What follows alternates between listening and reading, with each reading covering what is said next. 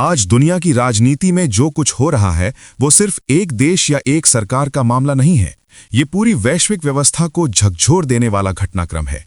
Latin America से लेकर मध्य पूर्व तक, वॉशिंगटन से लेकर तेहरान तक, हर जगह तनाव, टकराव और शक्ति प्रदर्शन की गूंज सुनाई दे रही है। और इस पूरी तस्वीर के केंद्र में है अमेरिका द्वारा वेनेजुएला पर किया गया सीधा सैन्य हमला और राष्ट्रपति निकोलस मदुरो की गिरफ्तारी। वेनेजुएला में अमेरिकी सैन्य अभियान के बाद एक और बड़ा राजनीतिक संकेत सामने आया है। इजरायल के प्रधानमंत्री बेंजामिन नेतन्याहू ने अमेरिका के राष्ट्रपति डोनाल्ड ट्रंप को खुलकर बधाई दी है। रविवार को सोशल मीडिया प्लेटफॉर्म एक्स पर पोस्ट करते हुए नेतन्याहू ने ट्रंप को टैग किया और लिखा कि स्वतंत्रता और न्याय के पक्ष में साहसिक और ऐतिहासिक नेतृत्व दिखाने के लिए वे राष्ट्रपति ट्रंप को सलाम करते हैं। उन्होंने अमेरिकी सैनिकों की कार्रवाई को साहसिक कदम बताया और खुलकर समर्थन जताया। लेकिन इस बधाई के पीछे जो सच्चाई छुपी है वो बेहद खतरनाक है। वेनेजुएला में अमेरिकी हमले में अब तक कम से कम 40 लोगों की मौत की पुष्टि हो चुकी है। न्यूयॉर्क टाइम्स ने वेनेजुएला के एक वरिष्ठ अधिकारी के हवाले से ये जानकारी दी है। मरने वालों में आम नागरिक भी शामिल हैं जिनका इस सत्ता संघर्ष से कोई लेना देना नहीं था। वेनेजुएला के विदेश मंत्री इवान गिल पिंटो ने शनिवार को एक सख्त बयान जारी करते हुए कहा कि अमेरिका ने राजधानी काराकास में नागरिक और सैन्य ठिकानों को निशाना बनाया।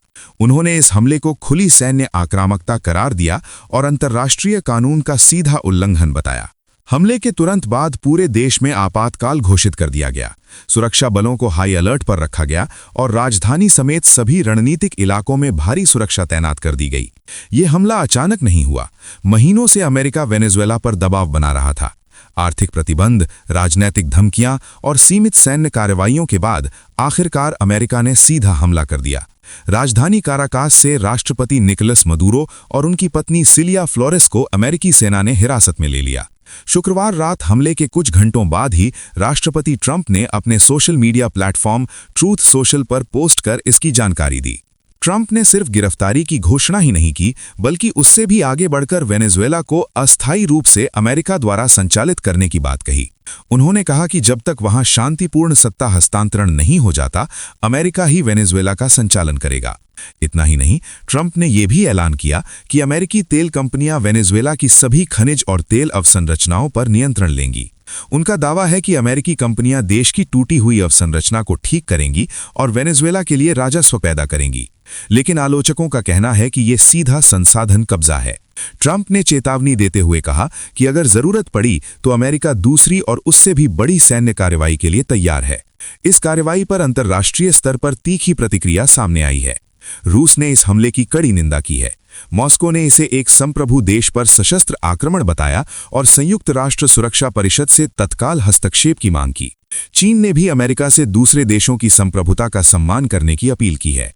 क्यूबा, ईरान और कई अन्य देशों ने भी इस हमले की निंदा की है। न्यूयॉर्क के मेयर जोहरान मामदानी ने भी इस कार्रवाई को अंतर्राष्ट्रीय कानून का उल्लंघन बताया। उन्होंने कहा कि किसी संप्रभु देश पर एक तरफा हमला युद्धोन्मादी मानसिकता को दर्शाता है। मामदानी ने यह भी खुलासा किया कि मदुरो और उनकी पत्नी को न्यूयॉर्क लाया जा रहा है और ब्रुकलिन के मेट्रोपॉलिटन डिटेंशन सेंटर में रखा जाएगा। काराकास की सड़कों पर डर और गुस्से का माहौल है। अमेरिकी हमले के बाद आम लोग सड़कों पर निकल आए। कई जगहों पर मदुरो को वापस लाओ के नारे गूंजने लगे। कुछ इलाकों में बिजली गुल हो गई, लेकिन सड़कों पर गाड़ियों की आवाजाही जारी रही। वीडियो फुटेज में देखा गया कि हमले के दौरान धमाकों ने रात के आसमान को रोशनी से भर दिया। सैन्य ठिकानों से धुआं उठता दिखाई दिया।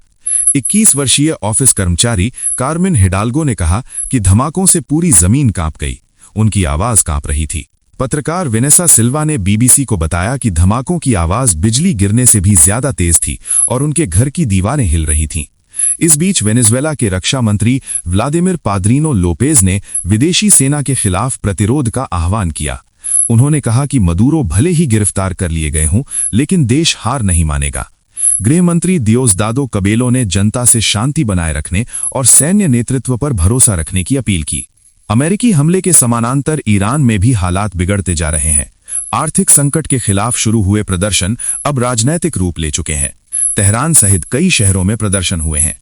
ईरान के सर्वोच्च नेता आयतुल्ला अली खामेनेई ने माना है कि देश में असंतोष है, लेकिन उन्होंने चेतावनी दी है कि हिंसा बर्दाश्त नहीं की जाएगी। इजरायल के प्रधानमंत्री बेंजामिन नेतन्याहू ने ईरानी जनता के समर्थन में बयान देते हुए कहा कि वे स्वतंत्रता और न्याय के लिए संघर्ष कर रहे लोगों के साथ हैं। उन्होंने ये भी कहा कि संभव है कि ईरान एक ऐतिहासिक मोड़ पर खड़ा हो। इसी बीच सीरिया में ब्रिटेन और फ्रांस ने आईसिस के ठिकानों पर हमला किया है। ब्रिटिश रक्षा मंत्रालय के अनुसार यह हमला आतंकवादी संगठन के पुनरुत्थान को रोकने के लिए किया गया। इन सभी घटनाओं को जोड़कर देखें तो तस्वीर बेहद खतरनाक बनती जा रही है।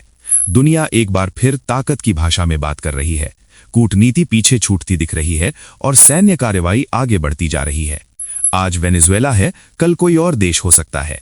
सवाल ये नहीं है कि कौन सही है और कौन गलत। सवाल ये है कि क्या अंतर्राष्ट्रीय कानून अब सिर्फ कागज पर रह गया है? क्या ताकतवर देश जब चाहें किसी भी देश की सरकार गिरा सकते हैं? और सबसे बड़ा सवाल यह है कि इसकी कीमत आम लोगों को क्यों चुकानी पड़ती है? ये सिर्फ खबर नहीं है, ये आने वाले समय का संकेत है, और ये संकेत बेहद खतरनाक है।